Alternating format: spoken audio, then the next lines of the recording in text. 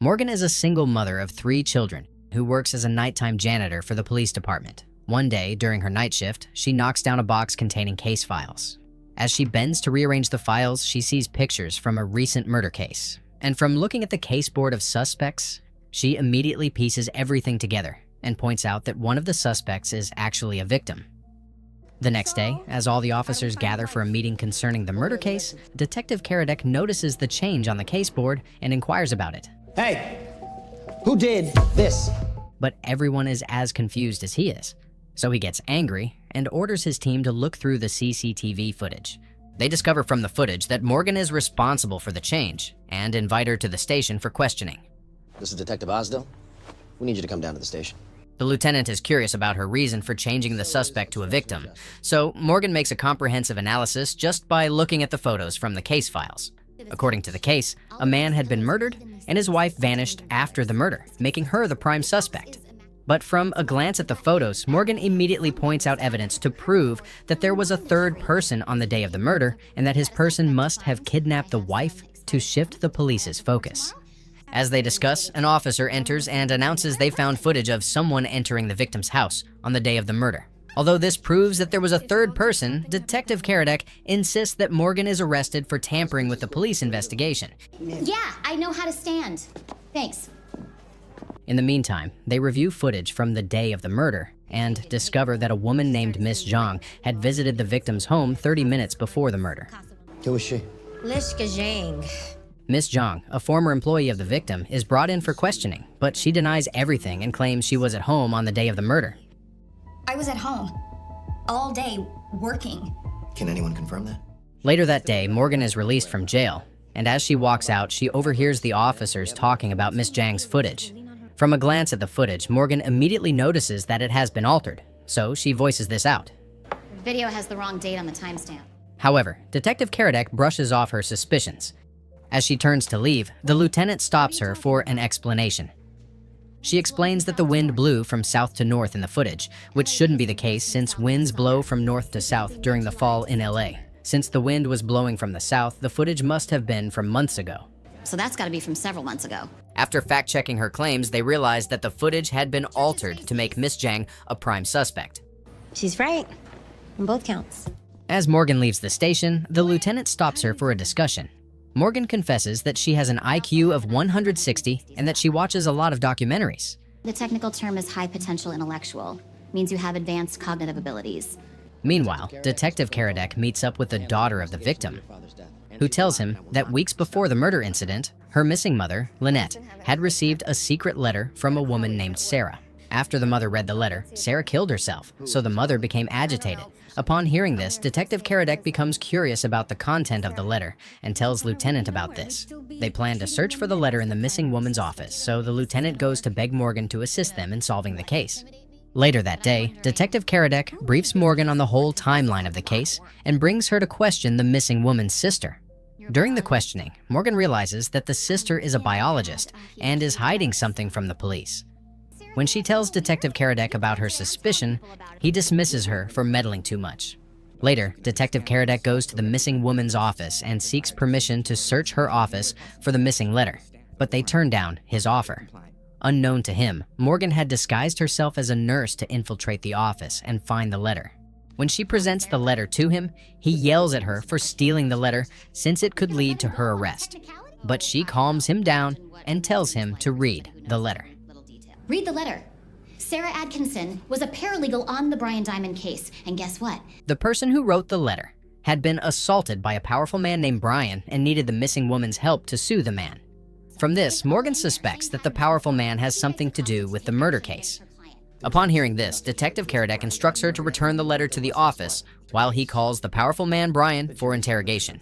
Brian denies knowing anything, and when an officer looks into his alibi, they discover that Brian was in Fontana City on the day of the murder, which rules him out as a suspect. Diamond wasn't in town the day the murder, wasn't anywhere close. He was in Fontana. While all this is happening, the office discovers that Morgan has stolen a letter, so they visit the station to lodge a complaint. Seeing the disaster, Detective Karadek dismisses Morgan from the case and tells her to return to her everyday life. But he visits her home the next day to learn more about her suspicions. So she explains that there's something wrong with Brian's alibi of being in Fontana City. This city is known for its fun packs, so Brian doesn't look like the kind of person to visit Fontana City alone. She also reveals that at the sister's house, she saw a toy with a Fontana logo, which means the sister and Brian are having an affair. Detective Karadek notes that her deductions are convincing, but there's nothing they can do since Brian and the sister had an alibi for the day of the murder. As they drive to the station, Morgan raises a suspicion. She believes the murder had happened days before, but the perpetrators staged the scene to make it seem like it happened recently. As they inspect the murder scene, they ultimately conclude that the missing woman had confronted Brian about the assault on the letter. So Brian got violent. Seeing the situation, the missing woman's husband grabs a gun to threaten Brian, but Brian kills him with the gun. Then they tie up the missing woman. And since the sister is a biologist, she suggests that they freeze the house to tamper with the coroner's time of death estimate. Before leaving, they alter the CCTV footage to frame someone else. Once they reach this conclusion, they immediately deduce where Brian had hidden the missing woman, and she's immediately rescued. Seeing this, Lieutenant offers Morgan a consulting position at the police department, but she turns down the offer, saying she isn't cut out to be a detective. I'm not cut out for this. The next day, while taking a walk with her eldest daughter at the park, she notices that her daughter is sad about her father, who's been missing for 15 years. The daughter believes that her father abandoned them, but Morgan tries to explain that her husband vanished into thin air. I know that he would not have left you. The daughter doesn't believe this, so that day, Morgan returns to the station to accept their job offer, but on the condition that they help find her missing husband, Roman Cinqueri, who disappeared years ago. Hearing this, the lieutenant agrees to her offer. I need you to find someone. His name is Roman Cinqueri, and he vanished 15 years ago. So Morgan begins working as a detective and assists in solving complex cases. One day, she requests progress on the case of her missing husband, so Lieutenant Celine inquires for more details that will lead them to find him. Morgan reveals that the last time she saw her husband was the night he drove his car to buy diapers for their newborn. After that day, he vanished into thin air. After getting this detail, Lieutenant Celine promises to reopen and pursue the case. All right, I'll see what I can find. Thank you. That night, as Morgan eats dinner with her children, her son informs her that the eldest daughter had an A in an art project. Feeling proud, Morgan takes her daughter to the basement Follow me.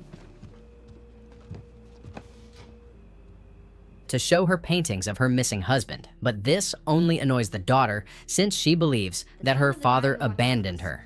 Morgan reassures her that the father will never abandon them and that the police will get to the root of the truth.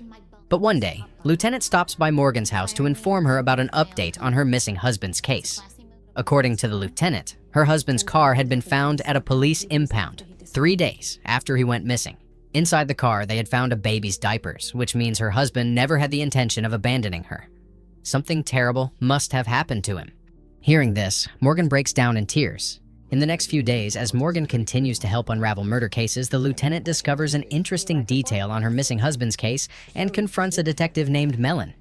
It turns out that Detective Mellon had once arrested Morgan's husband for painting a mural on the street 15 years ago. You wrote the citation and the report, but both are illegible. She asks him to drive her to the mural's location, so they visit the place together. Once they arrive, they find a mural painting, which the lieutenant hopes will give her a lead on the case. So that night, she visits Morgan once again to share this detail. She shows Morgan pictures of the mural and reveals that her husband had once been detained for painting the mural since the location was an unauthorized place often frequented by criminals. Lieutenant suspects that her husband must have seen something he wasn't supposed to, which led him to go missing. But Morgan shuts this down and claims her husband would have told her if he saw something. Then, she hands over many of her husband's mural paintings to assist the lieutenant in unraveling more about the case. Months after working at the station, Morgan becomes eligible to receive a detective badge. While celebrating the new badge at the restroom, a woman walks in crying, so Morgan becomes worried and inquires about her reason for crying. The woman reveals that her 2 daughters are missing, and she's at the station to make a report, so Morgan assures her that the children will be found. When the detectives question the woman, she reveals that her divorced husband, Wendell, was a radical environmentalist who had always wanted them to live off the grid. He wanted Mia and the girls to live completely off-grid. Upon hearing this, the detectives begin an investigation on Wendell, her divorced husband. And they discover he had applied for a children's passport in the previous month. He becomes the prime suspect in the kids' kidnapping, so both Detective Karadek and Morgan pay a visit to his house. They find no one at home, But Morgan notices a greenhouse nearby and goes to inspect it. However, she notices that cucumber and tomatoes are planted together, Wendell planted cucumbers and tomatoes next to each other? which is weird because the two plants can't thrive when growing together. And since the suspect was an environmentalist, he should know this. Morgan concludes that the greenhouse had been initially empty, but someone moved the plants in.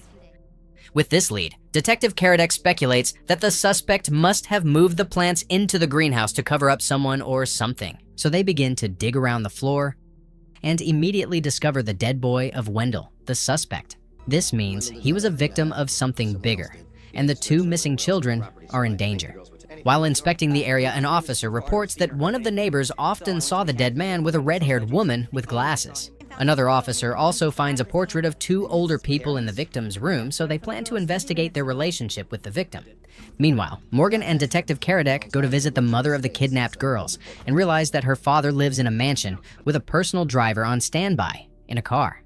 As Detective Karadek interviews the family, Morgan slips out to make friends with one of the housekeepers, who reveals that days before the suspect died, he had met with the father-in-law. And when I came back down, I saw him coming out of Mr. Ashford's office.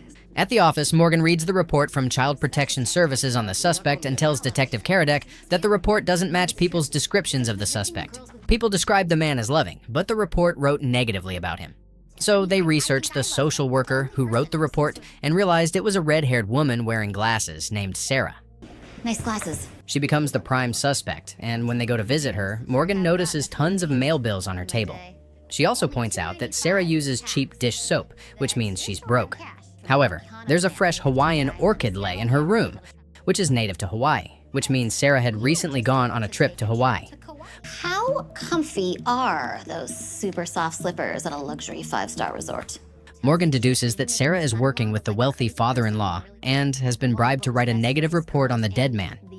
Hearing this, Sarah immediately confesses that the father-in-law had bribed a lot of people to paint the dead man as a bad person. His father-in-law bought out a lot of people, and then it was time to stop. So they immediately go to arrest the father-in-law. One of the drivers at the house also confesses that the father-in-law had gone somewhere on the day of the murder. During interrogation, Detective Karadek speculates that the father-in-law had hired a hitman to deal with the dead man because the man had evidence about his unethical business practices. Although the father-in-law denies this claim, he succumbs to pressure after Detective Karadek is convinced that the hitman may have something to do with the kidnapped children.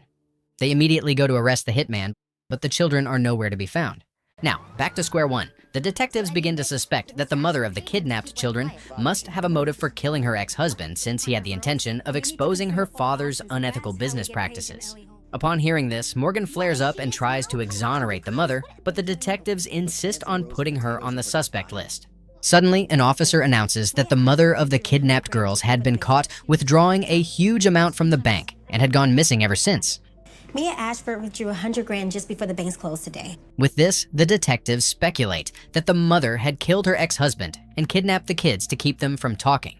This speculation leads to an argument between Morgan and Detective Karadek. That night, as Morgan watches the news on the kidnapped girls, she notices an artifact behind the girl's photo and recalls not seeing it when she went for inspection at the house, which means someone had taken it. Nothing was missing, so something was switched. With this lead, she browses the internet about Chinese artifacts and traces a store that sells artifacts. At the store, she runs into the kidnapped girl's mother and asks why she wants to sell the artifact. So the woman confesses that the kidnapper had reached out for a ransom, so she needed cash to get her girls released. She believes reporting to the police will put her daughters in danger, so Morgan decides to help. They inform Detective Karadek about the development, so he proposes to go with the mother to the ransom exchange location. The mother arrives at the location and gives the bag of money to the kidnapper, but he escapes without releasing the daughters. As everyone panics, Detective Karadek reveals he had placed a tracker in the money bag, so they set out to trace the kidnapper's car. But they find the car on fire with no children in it. As Morgan inspects the burnt car, she turns on the radio so the broadcast automatically switches to a betting station.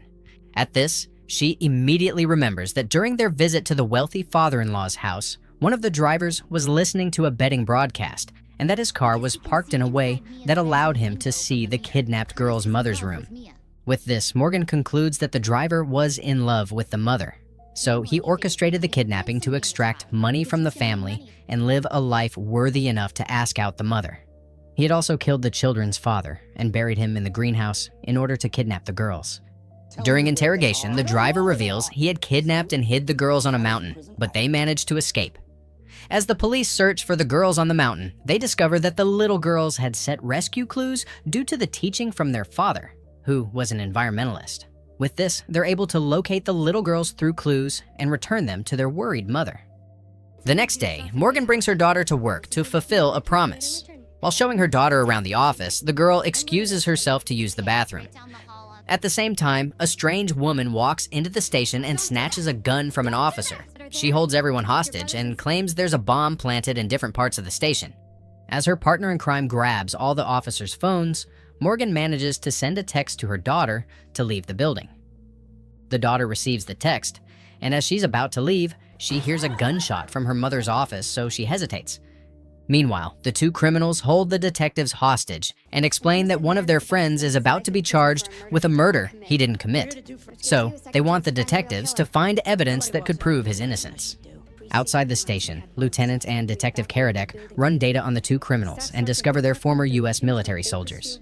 The soldiers put a call to Lieutenant, informing her to find evidence that could prove their friend's innocence, or else everyone dies. Is everyone there all right? Unknown to them, Morgan's daughter hasn't left the building. Meanwhile, Lieutenant and Detective Karadek gather data on the case to prove the friend's innocence. According to the previous investigation of the case, a senior military soldier had been killed in an RV van with all the evidence pointing to a man named Logan, who was immediately arrested. However, his friends claim he's innocent. As the lieutenant carries on their investigation outside the station, the two military soldiers holding the detectives captive force them to revisit the crime's case board. One of the detectives looks at the board and confirms that all evidence points to Logan. At this moment, Morgan interrupts to point out that something is missing from the crime scene. It's a small detail showing a blood stain with a perfect corner, which means someone had removed a file or paper after the blood spilled. Look where it stops. That's a perfect corner. Something was there when Frank was killed. And then gone before the police arrived. With this lead, Morgan seeks permission to contact the detectives outside.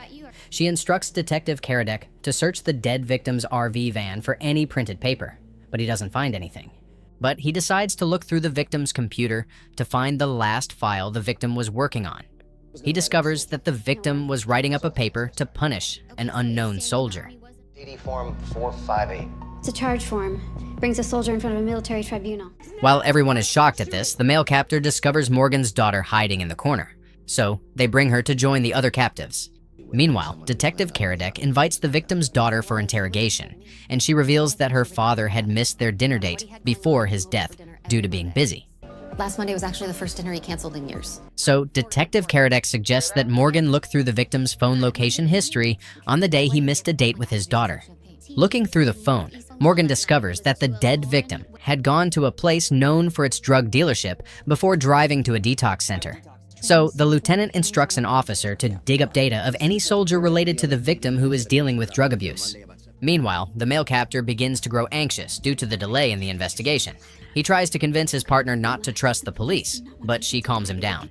Using this opportunity, an officer attempts to subdue the captors, but mistakenly gets shot in the leg. Morgan pleads for immediate medical attention, but the captors refuse. So, Morgan reveals that the female captor is pregnant and in a relationship with Logan, the wrongly imprisoned man. Upon hearing this, the other captor starts an argument, believing his partner in crime betrayed him, but they immediately settle the issue. No one is lying to you. Morgan uses emotional manipulation to convince the captor to let the officer receive medical help. So, they agree to send out the injured officer together with Morgan's daughter. Meanwhile, Detective Karadek visits the last location of the dead victim and quickly informs the lieutenant that the victim was last seen with a blonde grunt man. However, the CCTV footage is blurry, so the captors are unable to make out the face. This leads to a tense argument between the two captors, with the man claiming that the police are going nowhere with the case. The woman tries to calm him, but he flares up more. At the corner, Morgan pieces the case together and settles on a speculation. She points out that from the previous investigation, they discovered that the dead victim had bought a tracking device days before his death, which means he had been tracking someone when he visited the drug dealership center. If the person who killed Frank didn't know he was being tracked, he might still have the tag on him. Morgan checks the victim's phone and discovers a location tracking app that indicates that the person being tracked had visited the RV van on the day of the murder. With this, Morgan assumes that the murderer is unaware that the tracker is on him, so using the app, she gets the murderer's location, and Detective Karadek goes to make the arrest. This means you're under arrest for the murder of Frank Weber. Seeing the situation, the male captor turns on his partner, striking her from behind. He grabs her gun and refuses to release the hostage, demanding a way out of the station. He threatens to detonate the bomb in the office, but Morgan quickly deduces there's no bomb and calls his bluff. Whatever's in that box, it sure didn't seem to bother the dog I saw this morning. It was homemade. The female captor recovers from the blow and confirms the bomb was just a bluff. She's right. With that, they overpower the male captor and safely release the hostages. Outside, Morgan reunites with her daughter, and Logan, the wrongly jailed man, is released. After a few days, Lieutenant calls Morgan into her office and tells her there's an update on her missing husband's case. The lieutenant reveals that Morgan's missing husband had been meeting a strange man frequently before he went missing. The strange man's name is Conforth. I came across a guy, Geo Conforth. Hearing this, Morgan reveals she doesn't know the man, so Lieutenant decides to set up a meeting with the man. The next day, they set up a meeting with Conforth. When they ask him about Morgan's missing husband, whom he met 15 years ago, You met with him before he disappeared 15 years ago. Conforth claims not to remember anything, but Morgan pleads for his help in finding her husband, so he proposes a bargain. He asks that they release his nephew, who's about to go to jail for minor misconduct. The lieutenant, hearing this, agrees to help only if he provides useful information on Morgan's missing husband. That next day, Lieutenant calls Detective Karadek into her office and fills him in on Morgan's missing husband's case. Then, she asks for his help in releasing Conforth's nephew from jail. That night, as Morgan closes from work, she runs into Conforth, who asks for a ride in her car. In the car, he tells her he'll be leaving town soon, but will provide useful information about her missing husband when he returns. So, Morgan returns to her daily life of solving murder cases with the detectives. One day, the lieutenant invites all the detectives at the office to a police gala event hosted for all the detectives in town. So that means every single one of you is going to be there and looking sharp. However, their excitement soon dies down when Detective Karadek receives an email from an anonymous sender. The email contains photos of a man being held hostage with a sign that says, 2 hours to make your move. With this, Detective Karadek speculates that the kidnapper wants to play a game with them, so an officer runs data on the hostage and discovers his identity. When they arrive at the hostage's house, they find a delivery package on the doorstep. Upon opening the package, they find a jigsaw puzzle. Morgan immediately assembles the pieces, which gradually form a map. However, one piece is missing to complete the puzzle, so the detectives conclude that the man is being held hostage at the missing location. This location points to the mountains, so Detective Karadek and Morgan set out to find clues. While patrolling the area, they run into another clue, which requires them to play a card game to learn the next path to take. After playing the game, it points them to the next path to take, so they continue the journey on the mountains. Then, they stumble across another puzzle, and upon solving it, they uncover the location of the man being held captive. After rescuing the man, he reveals he had been attacked on his way home. I was walking up to my apartment when someone came up behind me. And the captor forced him to play games. According to him, the captor wore an anime mask and never uttered a word. While looking at the board for the case, Morgan points out that the captor made them solve the kid's puzzle, which means the suspect could be obsessed with children's games. However, they're unable to dig up anything. Later that night, Morgan meets up with Conforth to get an update on her missing husband's case. The man reveals that days before her husband went missing, he had been worried about the safety of his family and that he had been working with a strange woman named Lila Flynn. All I know is her name is Lila Flynn. But Morgan doesn't recognize the name, so Conforth promises to contact her with more information in the coming days. Put your number in it, so I could get in touch with you if I find out more about this Lila Flynn. The next day, the detective finds 3 strange dolls with the words, "The fun has just begun." They immediately realize that the perpetrator is a psycho playing a game with the police. While trying to uncover the case, one of the officers suddenly confesses that he knew the man who was held captive. As they sit around to listen to him, he reveals that the captive man was a member of a private therapy for people who lost their loved ones. Upon hearing this, Lieutenant instructs them to interrogate everyone in the therapy group who might know something. She also instructs Morgan to investigate why the perpetrator sent 3 baby dolls. In the therapy group, the members reveal that an absent member often talks about games and is obsessed with it. They reveal that the man had lost his sister and was angry that he could no longer play games with her. After the interrogation, the therapy leader reveals that one of their members is absent from their meeting, which is unusual. So the detective visits her house, but finds it in complete disarray. When they turn off the lights in the apartment, they find a cryptic message on the wall with the words, "You can't tell in the dark." Morgan analyzes this and realizes that the apartment owner was an APL interpreter who works with deaf people, and deaf people can't communicate in the dark. You know who can't talk in the dark? People who are deaf, because you have to be able to see sign language in order to use it. Piecing everything together, Morgan points out that the 3 baby dolls they found had sign language on them. After analyzing the dolls' sign language, they arrive at another cryptic message that leads them to the location of the captured therapy member. The captured woman is locked in a box with a code, which Morgan cracks by analyzing the painting on the wall. After this event, the lieutenant assigns an officer to every member of the therapy group as a safe measure. Then, she informs the detectives to prepare for the police gala event held that evening. So, Morgan returns home for preparation. However, she receives a text message from Conforth asking her to meet up at a location for more updates on her missing husband. Meanwhile, Detective Karadek meets up with a friend who works in the FBI. This friend informs him that Lila Flynn, the woman who was working with Morgan's missing husband, was an undercover field agent who was killed 15 years ago. Lila Flynn was an undercover field agent for the FBI. The friend gives Detective Karadek a file containing everything about the woman before leaving. Meanwhile, the officer, who is a member of the therapy group, prepares to drive to the gala event, but gets hit by an airbag. Then, a strange man with an anime shows up.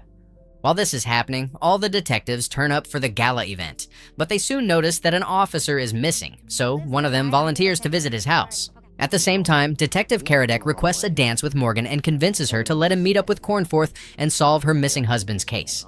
Later that night, they discover that the officer had been kidnapped by the psycho gamer and left some puzzles in his car.